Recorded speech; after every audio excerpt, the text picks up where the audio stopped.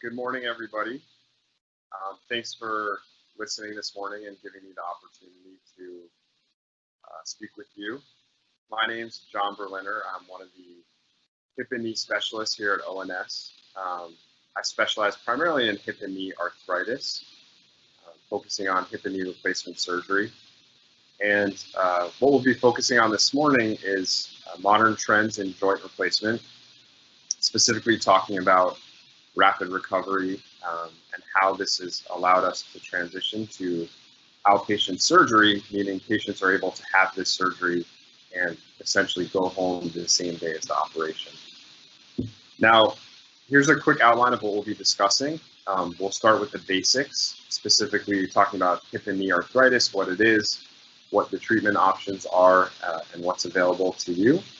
Also discussing when's the right time to consider surgery, and then we'll transition into outpatient joint replacement surgery, talking about who is a good candidate for this type of procedure and what may be some of the benefits to the patient if they do elect to undergo outpatient joint replacement surgery.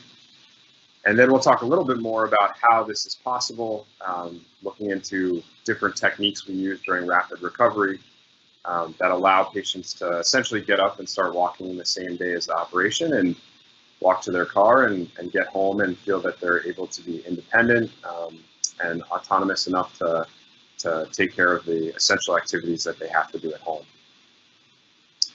So talking a little bit about hip and knee arthritis. So in its most basic form, arthritis is loss of articular cartilage. So if you look at any joint in the body, and if you look at the picture there on the right of your screen, there's a picture of the femoral head, which is essentially the ball in a hip joint. The picture at the top shows a normal, healthy femoral head, and that smooth, white, glossy surface is the cartilage. Cartilage is essentially a protective layer on the end of the bone that allows for smooth gliding between the bones and pain-free motion as well. Now, when that cartilage surface wears thin, which is what you see on the bottom image, that is arthritis. And in the bottom image, you can see that the femoral head now just shows essentially bone without that cartilage layer. And there are multiple different reasons that arthritis such as this can develop in the joint. Most commonly, it's osteoarthritis, which is your typical wear and tear arthritis. But really, regardless of the reason that this process occurs, they all result in the symptoms of arthritis, which is pain, stiffness, soreness, and decreased function of the joint. So when patients come into the office, we typically, of course, talk about your history. You know, it's important to understand how long you've been having pain in your joint, exactly where that pain is occurring, and what treatments that you've tried in the past. And we almost always get an x-ray because they're very efficient at showing if you have arthritis in your joint and then the degree to which arthritis is there. So if you look at this image on the left of the screen, if you're able to see my cursor, this is an x-ray of a hip joint. And what I'm highlighting here is the ball, the femoral head, which we were just looking at. And this white line is actually the cup coming around the ball. And the space in between those two is the cartilage that's remaining in the joint. Now, if you look at this image on the right of your screen, you can see that that space is gone. The cartilage is completely worn away. And in addition, you see extra bone has formed around the joint, and those are bone spurs that we typically see in arthritis. In the setting of knee arthritis, it's a very similar type picture. In this image on the left, you can see what appears to be a normal x-ray of the knee, has healthy joint space in between the thigh bone and the shin bone. And in the image on the right, you can see that that joint space is no longer there, and there are extra bone spurs around the joint surface. So this is what an x-ray of knee arthritis looks like. I think it's important for patients who are experiencing symptoms of arthritis and the results of that on your quality of life, that this is an extremely common problem, and a lot of patients in our country and really throughout the world are dealing with similar type symptoms. So there have been numerous studies looking at the epidemiology of osteoarthritis within our country, and many of those predictions within the next 10 years show that the percentage of the United States population getting into the Medicare range over 65 will increase from about 13% to about 1 in 5 people in our country. And it's projected that of about these 78 million baby boomers, over 40% will have some type of osteoarthritis. So this is an extremely common problem, and many people over the age of 65 are dealing with symptoms related to their arthritis. If you look at the map, it does show that there is a geographic distribution of the prevalence of osteoarthritis, and this is largely explained by differences in weight and our obesity epidemic, as we know that obesity is strongly correlated with the development of degenerative arthritis. And because of that, studies looking at the projected demand for hip and knee replacement show quite a marked exponential increase in the need for these type of surgeries. And if you look at the projections for knee replacement, this study, which graphed from 2005 to 2030, showed a 673% increase in the demand for knee replacement and about a 175% increase in demand for hip replacement.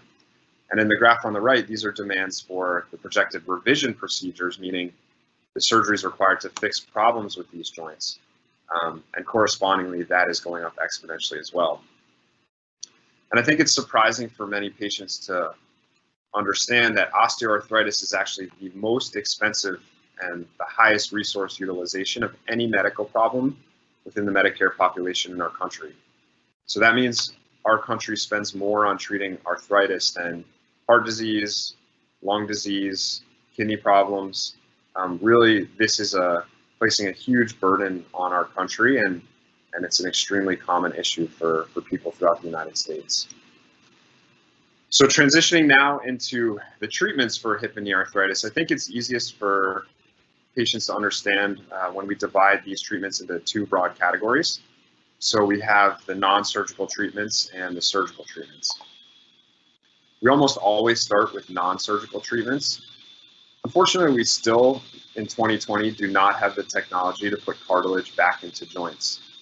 And so really these non-surgical treatments are designed to reduce the inflammation in the arthritic joint and therefore reduce pain levels and improve function and allow patients to hopefully get back to the activities that they'd like to do. Just to kind of run through these line by line, because I think they're very important. You know, the mainstay of treatment are non-steroidal anti-inflammatory drugs, and these come in many forms. There's tablets, there's topical medications, there's injections. The most commonly used ones and the most familiar are over-the-counter, such as ibuprofen, Advil, Aleve, which is naproxen, and they tend to work very well. There are also prescription anti-inflammatory medications, and most patients will use these as needed. Activity modification means trying to stay away from the activities that tend to flare up the inflammation in the joint. And most patients, whether they've realized it or not, have already started to modify their activities to accommodate their painful arthritic joint. But for patients that come into the office, we typically advise them to stay away from the high impact things such as running, jogging, jumping activities. I think lower impact activities tend to be more favorable, such as cycling, swimming, elliptical machine. But everybody's different, and I think it's important to figure out which activities the joint will tolerate and which ones it won't, and kind of stick to the ones that are favorable. Physical therapy can certainly be helpful for strengthening the muscles around the joint, sometimes improving the stiffness. I would say for some patients who have severe arthritis in their joint or bone-on-bone arthritis, sometimes the therapy can actually exacerbate their symptoms. So it is a little bit important to be careful sticking to the exercises and stretches that are not irritating. Injections come in multiple different forms. The only one currently approved by the American Academy of Orthopedic Surgery is cortisone, which is a strong anti-inflammatory medication. Weight loss can be extremely helpful. Every 1 pound you lose is about 5 pounds of pressure off of your joint. And some patients find if they're able to lose a considerable amount of weight that a lot of their symptoms go away. And sometimes patients do resort to using assisted devices such as a cane or walker or bracing if the symptoms get quite severe. So for patients that have tried these non-surgical treatments and their pain has really progressed to the point where it's significantly impacting your quality of life and really starting to run your life, surgical treatment becomes an option. And for all intents and purposes, currently there's really 3 surgeries that we do for arthritic joints, and those are total hip and knee replacement, and for some patients, a partial knee replacement, which I'll touch on briefly. So I think this slide is one of the most important of the talk. Of course, a lot of patients, when they come into the office, ask, you know, if and when is the right time to undergo surgery for their arthritic hip or knee. And I think there's a lot of factors that go into determining this question. Of course, we take into account your history, how long you've been experiencing your symptoms, your exam, is the joint very stiff and rigid, as well as your imaging. We typically like to see severe arthritis in the joint, or at least moderate to severe arthritis. Certainly, we prefer that patients have tried and failed conservative treatment options, and that it's really starting to result in significant functional limitations, meaning the majority of days you're dealing with pain in the joint, and it's really started to affect the ability to do the activities that you like to do, and therefore affect your quality of life. But at the end of the day, these are elective operations. It's almost never an emergency procedure or something that necessarily has to be done quickly. And it's a personal decision. I think a lot of patients vary in terms of when they feel like their pain has progressed to the point where it's worth undergoing surgery. And I think that is one of the reasons that your physician is there to talk to you in detail about this decision and really come to a shared decision. But I think it's important for understands that it's never an emergency and it's really a personal decision. So now transitioning into our portion of the talk about outpatient total joint replacement and rapid recovery. Just a brief outline of what we'll cover. We'll start with, why would we even consider something like this and who might be a good candidate.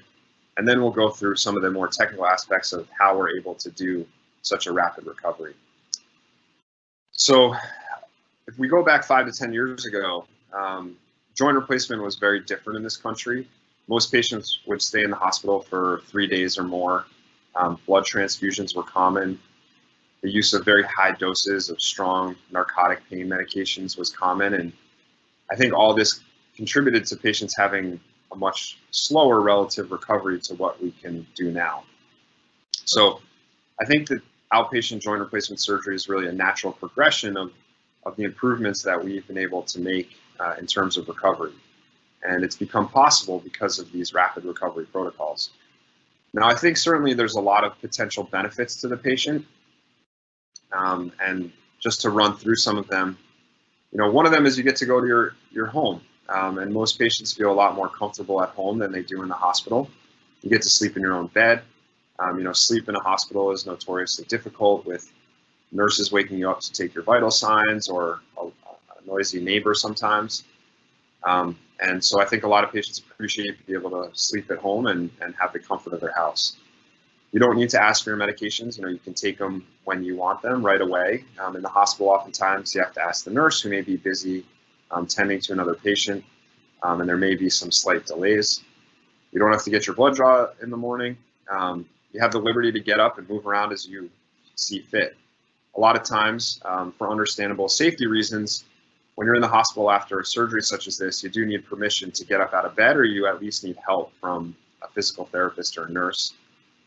Numerous studies now have shown that there is likely a small reduction in risk of infection,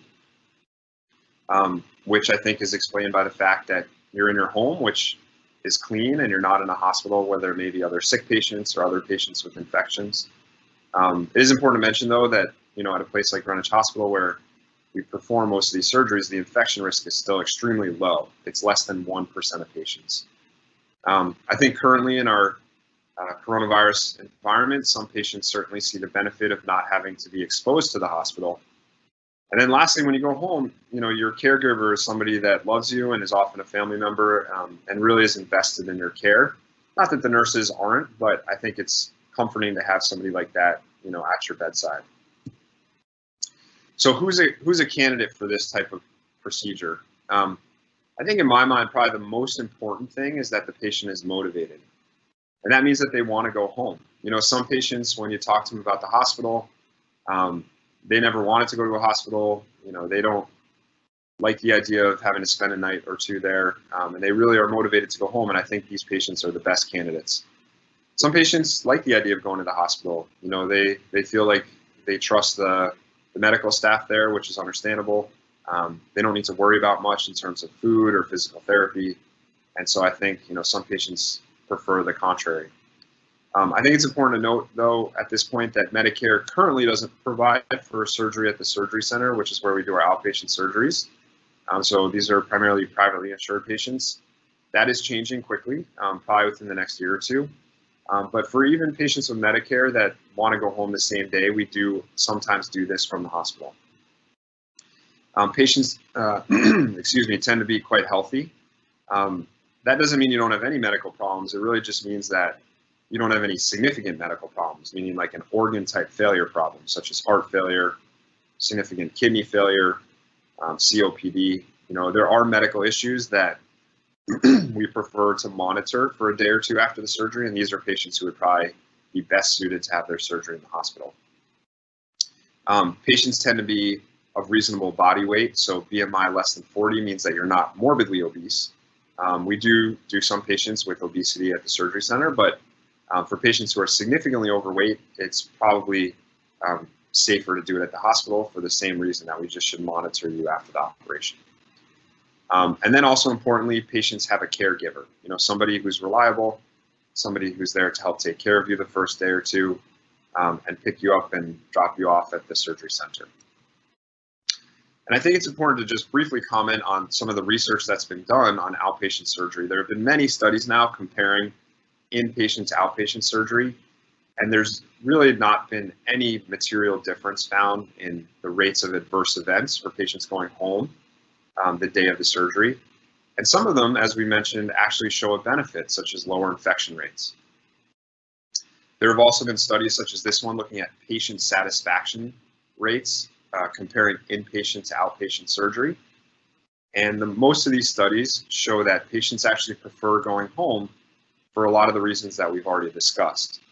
Many of these patient-reported outcome scores are similar between inpatient and outpatient surgeries. But when there is a difference, it tends to favor patients who go home the same day of the operation. Now, just to briefly cover at the end of the talk here how we are able to accomplish outpatient surgery. It starts with preoperative education. I think probably the most limiting factor for patients when they're deciding whether to do surgery and go home the same day is just the fear of the unknown. You know, is their pain going to be able to be controlled? Are they going to be able to get around their house? Are they going to be able to prepare food? And I think probably the most essential part of getting patients ready for this is the education, and a lot of that responsibility falls on the doctor and the other medical staff at our practice here. So to accomplish this, ONS does provide a case manager for every single patient, and they're kind of the point person in terms of helping to arrange all the logistics before and after the surgery and provide you with a preoperative class to teach you about what to expect. Your doctor and the case manager will thoroughly discuss the plan with you, and this gets down to a very granular level, such as medications, you know, when to take them, what you'll be taking, all the expectations and questions you have about what's going to occur after surgery. And we do also provide patients with a preoperative manual that's very thorough and really goes through almost every question that one could think of before the operation. We also set most patients up with a preoperative physical therapy visit here at ONS, and I think this is great. You know, the therapist will review with you the exercises that you're going to be doing at home. They'll teach you how to use a cane and a walker and how to navigate stairs after the surgery, and you'll get that education before the operation. And really what to expect and how to perform your essential daily activities after the surgery. So patients have a good understanding of how to be independent and mobile after the operation, even before they come into the surgery center to have their surgery. I'll touch briefly on some of the surgical ways that we've improved rapid recovery. So I do almost all my hip replacements now through this direct anterior approach. It's not a new approach, believe it or not. It was started in the 1940s, but it's certainly gained popularity because it's the only true intramuscular approach, meaning we're not cutting any muscles or tendons. And I think most studies now have shown that because of that, the recovery is a bit faster, the requirements for pain medications are a bit lower, and there's no restrictions after the surgery. With the other treatment, the other approaches, most require the patients to not move in specific ways for the first month or two. With the anterior approach, there's no restrictions in terms of movement, and I think this makes the recovery a bit easier for patients.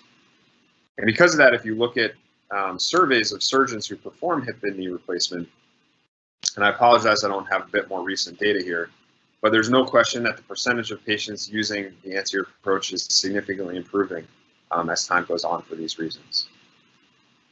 Just to briefly talk about partial knee replacement, It does facilitate rapid recovery compared to a total knee replacement. It tends to feel more like a normal knee after the surgery. Traditionally, though, the majority of patients who have knee arthritis are not candidates for it. It's around probably 10% at this point. But I think it's also important to mention, I'd be a little remiss not to mention that partial knee replacements do have a slightly higher reoperation rate. Nevertheless, if you go 20 years down the road after the surgery, about 4 out of 5 are still doing well with their partial knee replacement. So a lot of patients who are candidates for this do elect to have a partial knee replacement. Modern anesthesia techniques in terms of our changes in treatments that allow us to do rapid recovery is probably the most important. And what this involves is first multimodal anesthesia, which means that in the past, patients were getting high doses of narcotic pain medications, which came with many, many side effects. These days, we're really trying to limit narcotics almost entirely, and they're substituted by multiple medications at much smaller doses, which all work together well to control pain. And this includes simple things, even Tylenol and anti-inflammatory medications, amongst others, but they work together synergistically and they work quite well. Regional anesthesia is nerve blocks, and we use those for knee replacement patients. If performed well, they can almost eliminate pain for the first 24 hours after surgery. And obviously that facilitates patients getting up and moving very quickly. We're using shorter acting spinal anesthetics, which last only a couple hours. That way, when you get to the recovery room, you're ready to get up and start physical therapy. Tranexamic acid is a specific medication that we give to the patient around the time of the surgery, which has made a significant difference in terms of blood loss, and it's very, very rare at this point for patients to require blood transfusions after the operation. And during the operation, we also perform an intra-articular periarticular injection, which you see in this image down at the bottom right of the screen, which is many, many small injections of a long-acting anesthetic, which helps numb up the joint. And I think the combination of all these different anesthetic techniques really allows the patient to mobilize quickly. Just to briefly mention wound closure, because it also helps patients mobilize quickly. We're not using staples or stitches anymore. We use a glue on the skin. And we're also placing a waterproof dressing that typically stays on for 5 days and allows the patients to start showering immediately when you return home. So there's essentially no restrictions at all after the operation. The home care we provide is quite thorough. Our practice will actually check in with you the day of the surgery and for 3 days after the surgery. This includes the doctor, a PA here, and the case manager.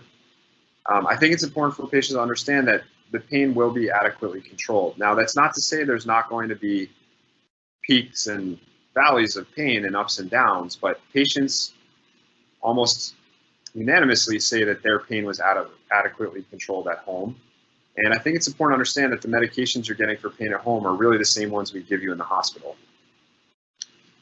A physical therapist will often meet you at your home the day of the surgery to help get you situated and get you into your home and feeling comfortable. We often can set up a home nursing visit the first week. They can help take off your dressing if you prefer, or tend to any needs that you may have. We often set up quite extensive physical therapy for you, where they can come to your house to do physical therapy every day the first week, and sometimes 3 times per week for the next couple weeks. So there's people in touch with you regularly and home physical therapy very frequently. So it's not like by going home you're really missing out on any of these treatments that you may see in the hospital. So just to wrap up here, some of the take-home points. I think it's good for patients to know that overall total hip and knee replacement is an extremely successful operation, and the vast majority of patients do very, very well. It's important to talk to your surgeon in depth about what approach and post-operative recovery plan might be best for you, depending on your needs and your medical conditions. But for certain patients who are healthy and motivated, outpatient total joint replacement is a really safe alternative, and patients really seem to appreciate the benefits that come with outpatient joint replacement. So with that, I would just like to say thank you to answer any questions that you guys may have.